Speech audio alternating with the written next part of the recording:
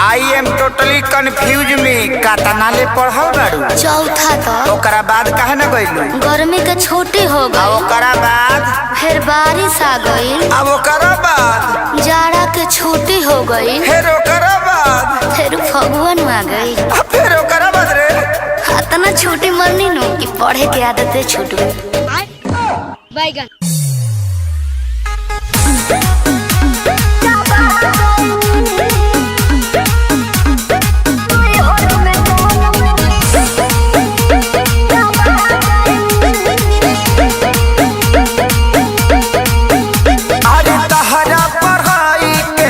कोनो जोड़ हो, बोले लू तो इंग्लिश के तूर दे लू गोड़ हो। मैं तो बताई मैं नहीं हूँ वाईफाई। अरे तहरा पढ़ाई के नइखे कोनो जोड़ हो, बोले लू तो इंग्लिश के तूर दे लू गोड़ हो। का चाहतनी जी? ऐसन भाषा से हम पगला गईनी। सुनी बेचे कापे किताब भोजा खा गईनी। राजा नहीं हर में राजा नहीं हर में गोलम चापा गईनी। राजा नहीं हर में गोलम चापा गईनी। अच्छा एगो बात बताओ, तहरा संडे मंडे याद बा? हाँ जी। तो सुनाओ तो। Sunday good, Monday very good, कंडे लवंडे ठंडे ठंडे। संतोष पागल बुझले बारू, मारल बहु फेंक देबू।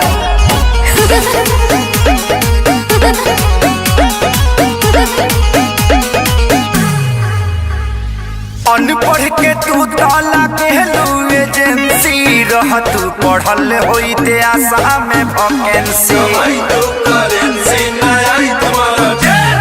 भोग भोग बुतत रह पढ़े घरे दियावा। पियावा पियावा पियावा पियावा।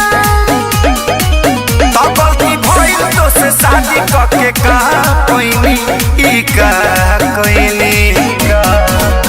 बेचे कापे किताब भोजा खा गईनी। राजा नहीं हर में राजा नहीं हर में गोलम चापा गईनी। राजा नहीं हर में गोलम चापा गईनी। बाप रे बाप, लागत है कि अब हम डिप्रेशन में चल जाए।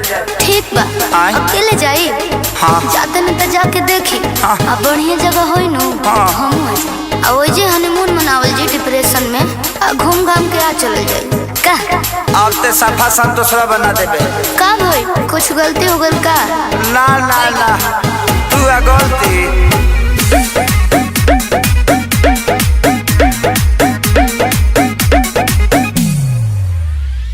चढ़ली जवानी तहर पूरा बझोल हो, खत्म इतिहास पूरा गोल बाबू गोल हो।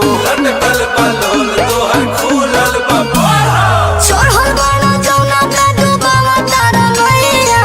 सोइया हो सोइया अरे लड़े कोइया। कहे अखिलेश खेसारी हम खा गईनी हो, खा गईनी। बेचे कापे किताब भोजा खा गईनी। राजा नहीं हर में राजा नहीं हर में गोलम चापा गईनी। राजा नहीं हर में गोलम चापा गईनी। लास्ट में तरह से को सवाल पूछे ना जी। ई बताओ कि लिंग क तरह के होला?